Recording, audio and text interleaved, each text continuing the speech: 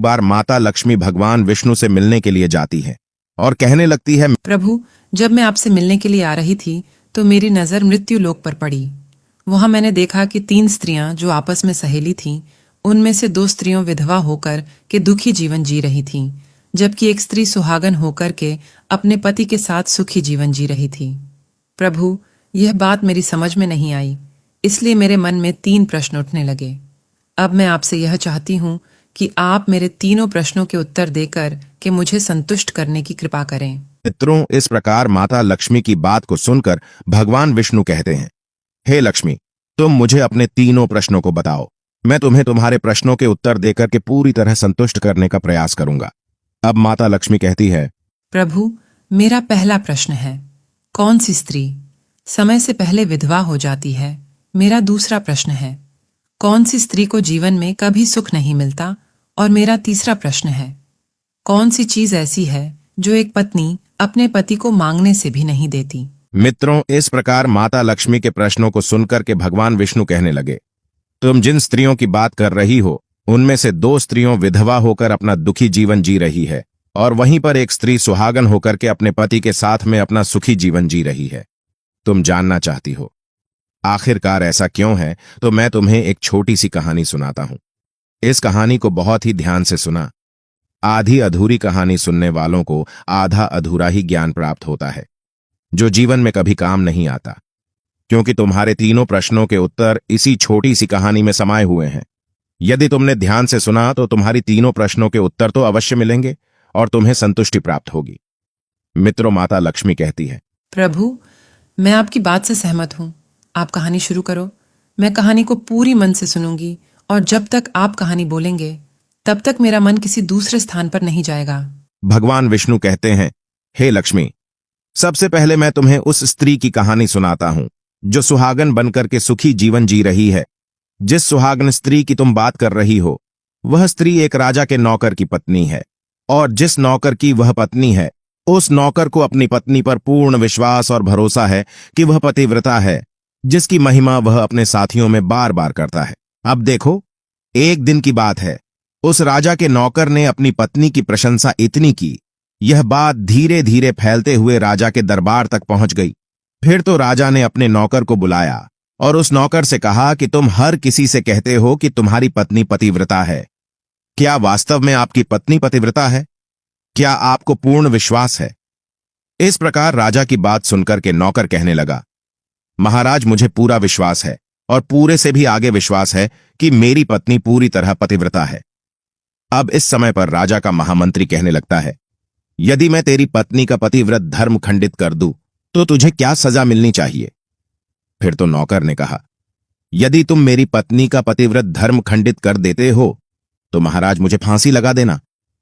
अब उधर वह राजा का नौकर भी मंत्री से कहता है, यदि महाराज यह मेरी पत्नी का पत्नी व्रत धर्म खंडित नहीं कर पाए तो इनको सजा क्या मिलनी चाहिए? तो राजा ने कहा कि मंत्री को भी फांसी की सजा दी जाएगी।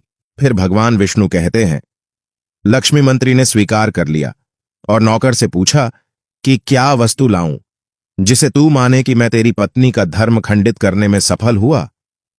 तो नौकर ने कहा, मंत्री, यदि तुम मेरे घर से जाकर के मेरे विवाह के समय पर मुझे एक पटका मिला था और एक कतार मिली थी, वह मेरी पत्नी ने बहुत ही संभाल कर रखी है, जो सुहाग की निशानी मानी जाती है। यदि तू पटका और कतार लाकर मुझे दिखा दे तो मैं मान जाऊंगा कि मैं मेरी पत्नी का धर्म तूने पूरी तरह नष्ट कर दिया है। अब शर्त स्वीकार हो जाने के बाद में वह मंत्री शहर में जाता है और एक दुती से जाकर मिलता है। वह दुती हमेशा एक दूसरे से भिड़ने का काम करती थी और जो काम कोई नहीं कर पाता वह काम करने में वह सक्षम थी। फिर इस प्रकार उस मंत्री ने उस दुती को अपने स्वार्थ के लिए बुलाया और द्वितीय से कहा कि देखो, इस नाम का एक व्यक्ति है, एक व्यक्ति, उससे मेरी शर्त लगी है। और फिर उसने उसे शर्त के बारे में उसको सारा कुछ बता दिया। फिर वह दुती से कहने लगा, तू कैसे भी करके उस स्त्री से मेरा संपर्क करवा दे, तुझे जितना धन चाहिए मैं उतना धन दूंगा।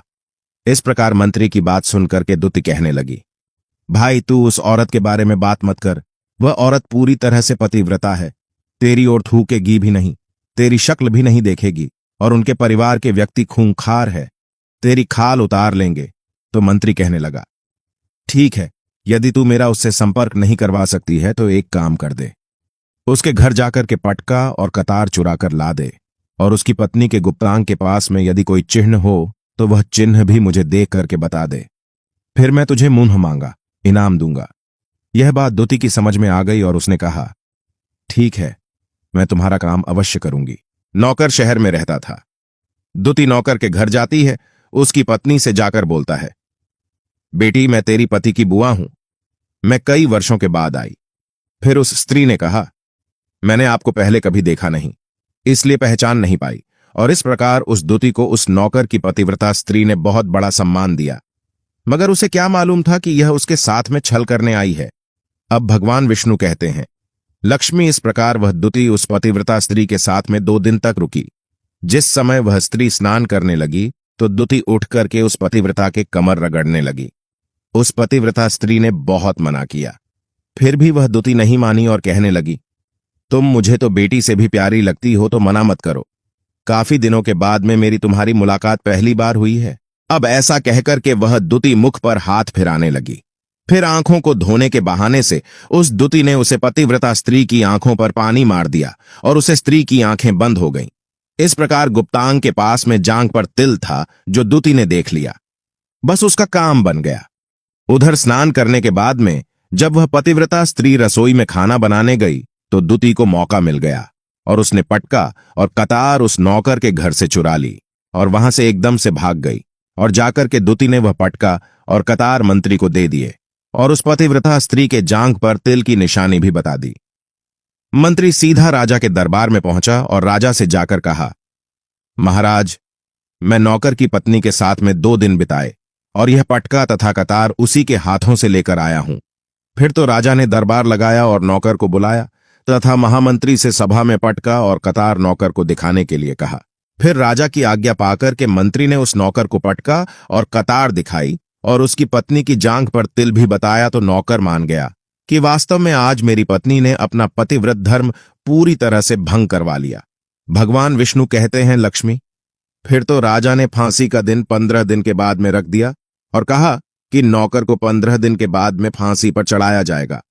और इस प्रकार से नौकर से उसकी अंतिम इच्छा पूछी तो नौकर ने कहा कि मैं अपनी पत्नी से अंतिम बार मिलना चाहता हूं। इस प्रकार राजा ने उस नौकर को आज्ञा दी कि ठीक है, तुम अपनी पत्नी से मिल सकते हो। फिर नौकर अपने घर गया और अपनी पत्नी से कहा कि आप मेरे साथ में बहुत बड़ा विश्वासघात किया। मैंने आपके विश्वास पर मंत्री से ऐसी शर्त लगाई थी कि राजा के दरबार में राजा के सामने मैंने कहा था कि मेरी पत्नी का पतिव्रत धर्म कोई नष्ट कर दे तो मुझे फांसी लगा देना। अब मुझे 15 दिन के बाद में फांसी लगा दी जाएगी। मेरे साथ विश्वासघात करके तुमने ठीक नहीं किया। उसे पतिव्रता स्त्री ने अपने पति को सारी बात बताई, मगर उस विश्वास नहीं हुआ और फिर नौकर राजा के दरबार में पहुंचा तो राजा फिर उसे कैद में डलवा दिया गया। अब उधर नौकर की पतिव्रता धर्मपत्नी ने परमात्मा को याद किया और अपना भेष बदल करके राजा के दरबार में गई और राजा से नाच दिखाने की आज्ञा मांगने लगी, क्योंकि वह स्त्री बहुत ही सुंदर थी और उधर राजा शौकीन होते हैं।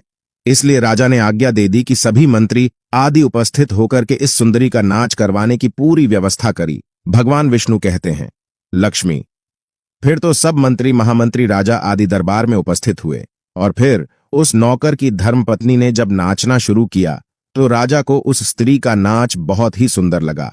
और फिर राजा ने कहा, तुम मुझसे क्या मांगना चाहती हो? तुम जो भी मांग मांगोगी मैं तुम्हें वही दूंगा। फिर उस नौकर की पतिव्रता स्त्री ने कहा, महाराज, आपकी सभा में मेरा चोर है जिसने मेरे रुपए लिए थे मगर आज तक वापस नहीं दिए, उसे फांसी की सजा दे दीजिए। अब राजा ने कहा, ठीक है, बताओ मेरे दरबार में तुम्हारा चोर कौन है, उसका नाम क्या है? मैं उसको फांसी की सजा अवश्य दूंगा। भगवान विष्णु कहते हैं, फिर उस नौकर की पतिव्रता स्त्री ने कहा, महाराज, आपका मंत्री मेरा चोर है, आप इनको फांसी की सजा अवश्य दें। अब उधर जैसे ही मंत्री ने सुना कि यह सुंदरी मुझे अपना चोर बता रही है तो मंत्री कहने लगा, महाराज, मैं कसम खाकर कहता हूं कि मैं इसका कभी कुछ नहीं चुराया है। मैंने इसे आज तक कभी देखा ही नहीं है तो मैं चोरी कैसे कर सकता हूं? मैं आज तक इसकी शक्ल ही नहीं देखी है।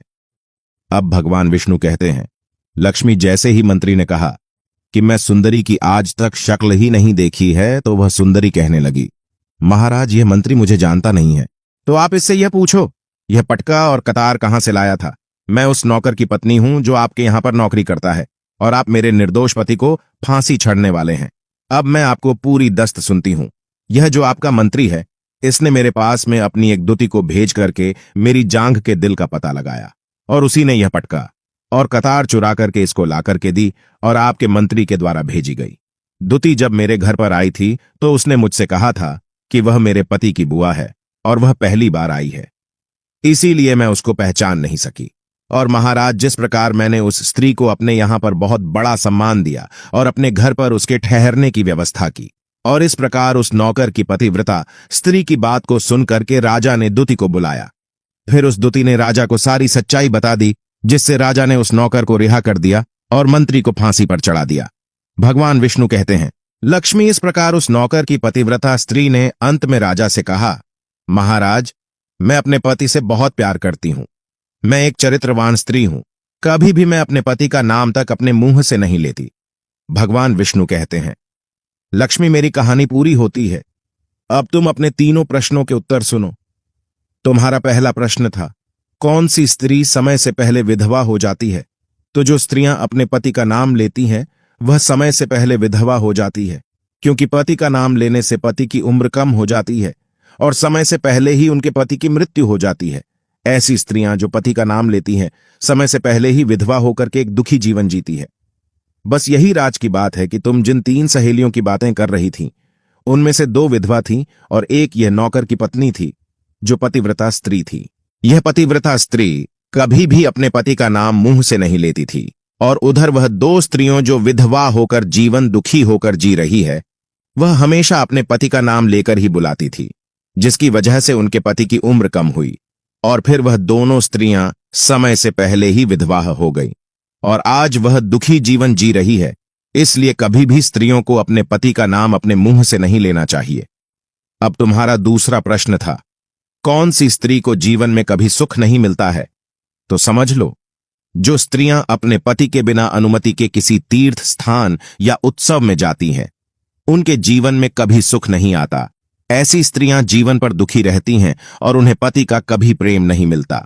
भगवान विष्णु कहते हैं, लक्ष्मी, तुम्हारा तीसरा प्रश्न था कि ऐसी कौन सी चीज है जो एक पत्नी अपने पति को मांगने से भी नहीं देती? तो समझ लो, वह चीज गाली है।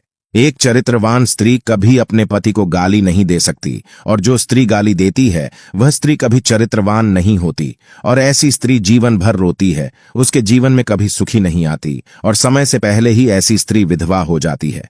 मित्रों, इस प्रकार कहानी सुनने के बाद में माता लक्ष्मी पूरी तरह से अपने तीनों प्रश्नों से संतुष्ट होकर कहती हैं, प्रभु, वास्तव में जो स्त्री चरित्रवान होती है वह कभी दुखी जीवन नहीं जीती है, क्योंकि ऐसे घर में लक्ष्मी का सदा वास होता है और वह घर धन धान्य से हमेशा भरपूर बना रहता है।